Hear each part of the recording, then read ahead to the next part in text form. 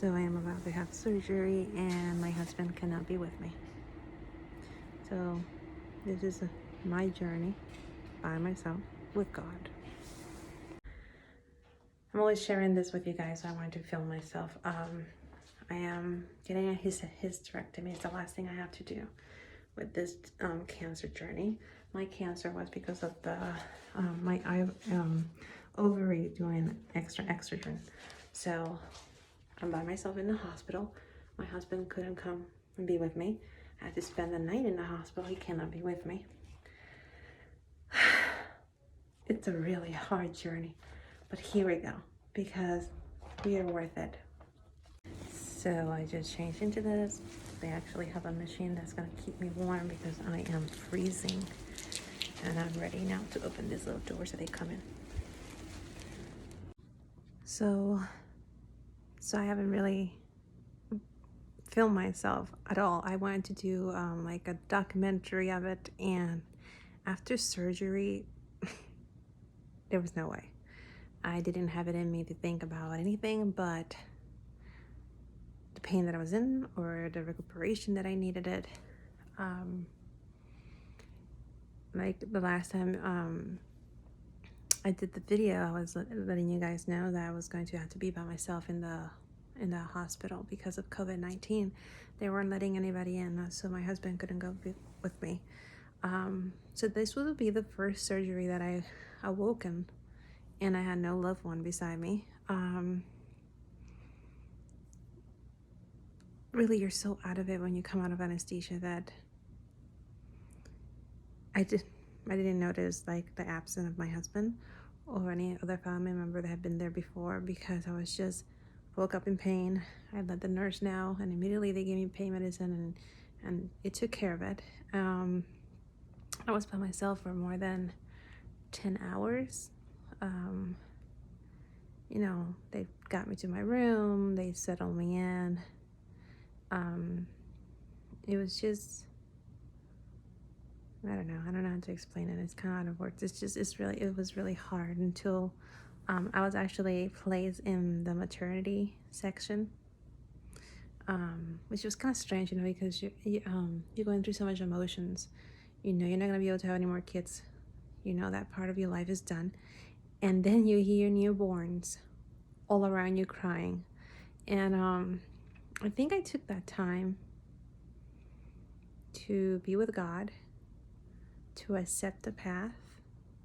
I have a daughter, so I did had that experience of being a mom, of giving birth, of being pregnant, and pregnant, giving birth. I went through all that. I did want to have more kids. I had different completely plans than anybody in this world. I wanted to have another child when my daughter would have been 18 years old, so I could just start all over again. Crazy, but that was my plan. That's always what I wanted it. And well, here I am in this hospital hearing babies being born, and I just had a hysterectomy. But I took that time to accept God's will, to appreciate that I did have a baby, when the time was right for me, that my body created this beautiful creature that has given me so much blessing. So I closed that chapter. And then I came home. I just spent one day in the hospital. Would I wish it was more? Absolutely. I feel like I needed one more day. But with COVID-19, they didn't want me to be exposed. So they took that away. Then came home, and apparently they fill your belly of gas so they could see you're in, everything where they're doing the surgery, and then they take the gas out. But I guess there's some gas that's just staying in there, and it has to find its way out, and it is the most painful thing I've ever I'm not gonna say that I've ever lived, because the mastectomy will always be the most painful thing I've ever done in my life. But that took time. I would say it took about 4 to 5 days. I was really nauseous, so I've been taking nauseous medication that the doctor prescribed. The pain medicine, I took it for maybe two days more after when I was home. And then I stopped completely taking it, so now I'm just in Tylenol. The gas pain went away, which made a complete difference in my recovery. But I'm gonna be very honest, I didn't feel all this baloney that I had read, like that you feel lost, that you feel empty, that you feel like there was organs taken out. No. And if any woman have ever felt that, oh my goodness, I'm so sorry for you, but I didn't. And I could tell you this, that I have heard so much about this that it was kind of scary, that I was like scared to go into the surgery and scared to come out and feel all this tragic baloney that I have heard. And nothing like that happened to me. I did feel, and I still feel, and today's Saturday, well, Sunday, really. So it's been 7 days since my surgery, and I do feel like there's something strange going on in my body. There's an adjustment going on through my entire body. I'm crying out of the blue. I just feel like sad and I just want to cry. So I let myself feel the emotion, like my best friend tells me, and then I just cry. And then I'm getting hot flashes, which I was getting hot flashes before because of the pill I was taking. But this is like hot flashes with like sweats. And it's really like, not good. And it's something that you gotta get used to. Like right now I'm having one. I'm trying to be like, oh, I'm filming myself, and really I'm like, oh my gosh. They're really, really bad. And then I'm getting cold flashes that I feel like my bones and my organs are literally freezing. They're like in a little refrigerator in the freezer department. Just, I am so cold, and there's like no way I could like get myself warm. And then out of the blue, boom, I get a hot flash. So I don't know which one's worse, you know? I don't know, because I know like if you're cold, you just put layers. But if you get too hot, I don't know, there's nothing else you can do without anybody arresting you. So this has been really a hard journey. This is my last, I hope. You never really can say last because you don't know what God has in store for you. But I'm hoping this is the last surgery that I need for this cancer journey. I've been cancer free it will be 2 years in February 14.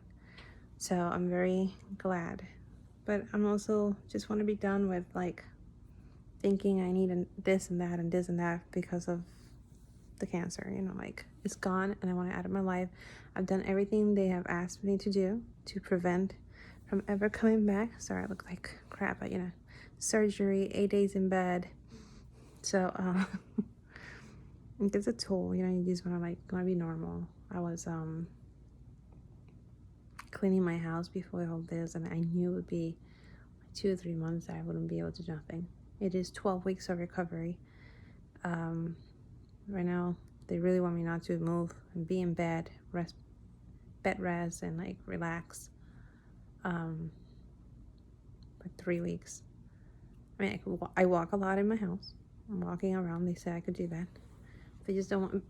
For me, it's bed rest because compared to like who I am and what I'm doing today, I'm doing nothing. So it's really hard.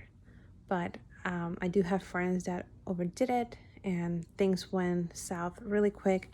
And they had to have like 3-hour surgery to repair all the damage that she created for not listening to the doctor. So I'm just relaxing. I'm letting my family take care of me, which is hard because I always want to take care of them, but they're taking care of me and they're doing really good. I haven't had a really appetite because of I'm nauseous and stuff.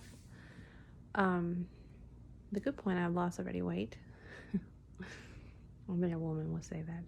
But I don't know. It's just I want to do a documentary. So if there's any woman out there that's gonna get it, I always love to Google and get information, get educated. That if something happens, I'm like, oh yeah, I read about that. That's normal. And I couldn't really find videos or anything like this. So I thought, okay, so I'm gonna go to the hospital, I'm gonna film it, and then I'm gonna keep going. And there's a moment that you just, your body and your mind just, they're not on the same page with you. And they're like, no, you're not going to film. You're just going to sleep the whole day. After the surgery, I mean, they left me 24 hours in bed in the hospital. In the morning, they woke me up, took the catheter out. Yep, they don't tell you that, but they wake up with a catheter. Surprise. Doesn't hurt really, but it doesn't hurt to take it out. So it was fine. And then the morning they took the catheter out. They made me go walking. They couldn't discharge me if I didn't pee, pass gas, and not feel dizzy when I stand up, when I stood up. So I do all those, and it took time. I was very dizzy. I was the pain, like when I would call my nurse for more pain medicine, I was a number like 1 to 10. What's your pain level? I could be from 6 to 8, and then they put the pain medication. I was like, okay, 2, because it's like, you know, it's right in your vein, and you get dizzy. Afterwards, I don't know. It's just a lot of recuperation. You do have to go to the bathroom. Number 2, that's challenging because you don't want to push or anything like that. So and the medication make you so constipated. It's like giving birth. Everything is like, you can't have kids, but you can do everything that a woman that just had baby will be doing. So, but other than that, I'm doing pretty good, and it's just a journey. And I'm in my PJs, as you can see, no makeup, no nothing. I'm just being real and sharing this journey with you guys. So it has been 13 days since the surgery, and I had a little bit of complication due to the gas that apparently when they used the robot, they put gas to expand your belly, and let me get this for you guys. And you're up with a lot of gas pain when you're in your recovery. Mine has lasted 12 days. Today is the first day that I feel that I have no pain. And I know this is a lot of information, too much information, personal information, but I really, if I could make one woman go not have the pain that I had or what I went through, or make it easier for their journey, I am willing to share the most private things. So, I think the painkillers, you know, in the hospital, I received them by IV, and then my mouth. I got them only like 4 days that I took them because they started kind of make me feel not good. So I stopped taking them and then just turned to Tylenol.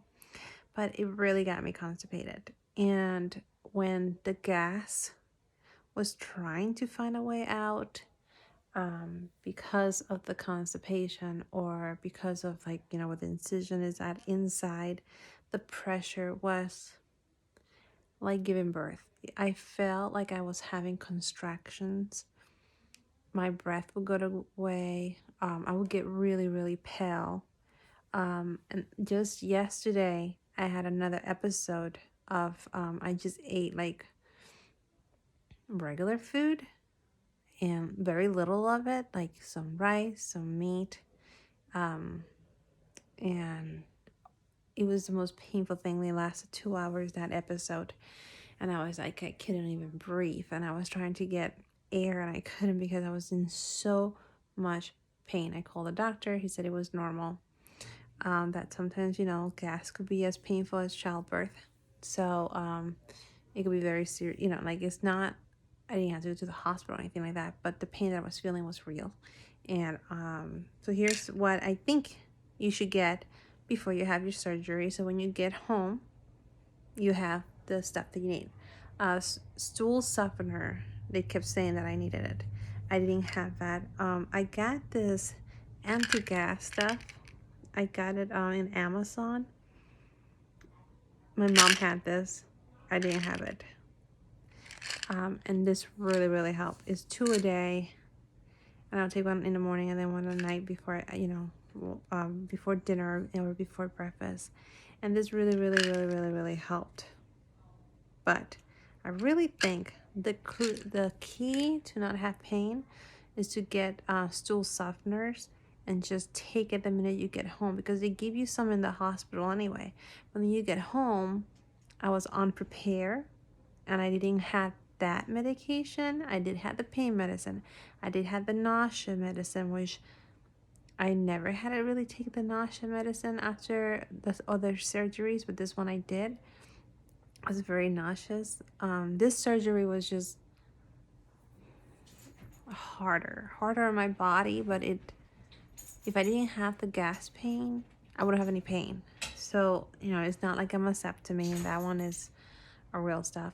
Wanted to exchange my implants from the other ones that didn't hurt. This one was just the gas pain. Oh my God. Now, I do have a friend that said that her doctor, before he closed her up, took all the gas out of her. So I'm not exactly sure what happened with me, because the doctor told me there's some gas left. There's some gas. I use gas and it's there and it has to come out. So I don't know if my doctor just doesn't take the gas out. And my friend's doctor did, and she said her recuperation was phenomenal because she was in no pain. Today is day 13 of my surgery, and I went to the bathroom finally, and then I was like nonstop. It was incredible. It was like everything that had to come out came out, and I finally feel better, like myself. I've been walking a lot. I've been drinking a lot of water. Eat yogurt. I mean, just make sure that you don't get constipated, because the anesthesia does that, plus the pain medicine is just too much. So that's all I could really give you advice is get some yogurts, get some, drink a lot of water, do a lot of walking so the gas could get out. Talk to your doctor about getting the gas out. When I go see my doctor, I am going to ask him, and I am going to tell him about my friend, because if it could be made easier for a woman, let's do it. I'm all about that. And then get this ones. They're really, really good. They're small little tablets, as you can see, and they just help you get the gas out. It's extremely unbelievable. I have spoken with a lot of RNs. They're my friend. My aunt is an RN for an OBG, and it's just natural. She told me that my cousin was in so much pain she went to the hospital. So, I don't know, 2021, come on, let's help each other. Let's talk about things we make yourself uncomfortable, like constipation, gas. They don't let you get out of the hospital before you fart. Well, okay, great, but 12 days of pain that I've been having because of gas, because of bloating, because of constipation, it has been horrendous. So that's the only thing I could say about this surgery. It was the thing that made it horrible was the gas and the constipation and all the stuff that I could have prevented if I would have more information. I love to educate myself, and I Google a lot, like hysterectomy, and other doctors have more paperwork for their patients on their website that really helped me, and that my doctor really didn't give me step by step. He gave me a folder. I gotta look over it, but I don't think he did. So I wasn't very sure what I had to do. So I just wanted to share with you guys this. So I am on the 13th, and I'm going to see him on Tuesday for the follow-up after surgery, and I'll give you guys then a follow-up on that one. So I don't feel good today. I don't look good today. But you know what, girls? I just want to be so honest with you guys so you know what you're going to go through, because I'm the type of person that I like to be really educated when I'm going to have surgery. I'd rather that I know so then I could get ready for it. You know what I mean? Some doctors don't tell you exactly what it is because I think they think you're going to be scary and not going to do the surgery. But we got to do the surgery anyway, so I'd rather be prepared. So I want to share with you guys, with you girls, if you're going to have a hysterectomy, few things, I already talked about the gas pain and all the baloney I've been through. Give them mints. They're really good for your stomach, and they're really good for digestion. So get that. Get peppermint tea. Peppermint tea is warm. It actually helps with the constipation and with your stomach. It's something nice and warm. And peppermint tea is actually really, really good for your stomach. Then, of course, the stool softener, which I didn't have, so you should get that. And then I have a anti-gas fast-acting pill. Okay, I got this. My mom got this in Amazon. They're really good. They're really small, just like the picture. You could take only 2 a day. So I take 1 in the morning to prepare my stomach, and then 1 in the evening for dinner. That was really good. The doctor will give you, let me cover my name, but for nausea. It's really good. This time I had to take it. I don't know why the anesthesia really did something to me. Anesthesia, sorry. Tylenol, because after you're done with the painkillers, you're gonna need Tylenol. And I use Gaviscon for my stomach, but I really Gaviscon was good, but my doctor, the nausea pill that my doctor ordered was better, and this really helped. I did have some suppositories that they're like made out of just to help you poop, but just get the stool softener, which is way better. I think that is it. And of course, your thermometer to make sure you don't have a fever after your surgery. So yesterday was my 3 weeks checkup with my doctor. I went there and the pathology came out all negative, which what a relief it was. I thought I read in one of my ultrasound I had like a mass or something. Nope, nothing like that. Now I just need to recuperate, relax in bed, do nothing for 3 more weeks, and then I gotta go back for my checkup. But I did check on YouTube, and there's this lady that does some like exercise to help you with the pain and all that stuff that I talked to people about gas and the pelvic and all that. So check out YouTube. There's a lot of videos there. But the journey continues, but I'm feeling really well. I'm not in pain. I would say the hardest thing is to stay in bed and do nothing. But the doctor told me I could start moving, so I went up and down the stairs today. But he told me not to overdo it. Okay, so I'm not gonna overdo it, but I'm going to enjoy my life in this new chapter. I'm gonna put some makeup. I'm gonna fix myself. I'm gonna enjoy life because life is good, and this journey is really hard. But in the end, it's good to get good news, and I can put all this behind me. I want to put it behind me, but I know it's impossible really to put the whole thing behind, and it's always going to be around me. I was going to have to be checking myself and all that, but I'm a happy girl today. I'm not in pain.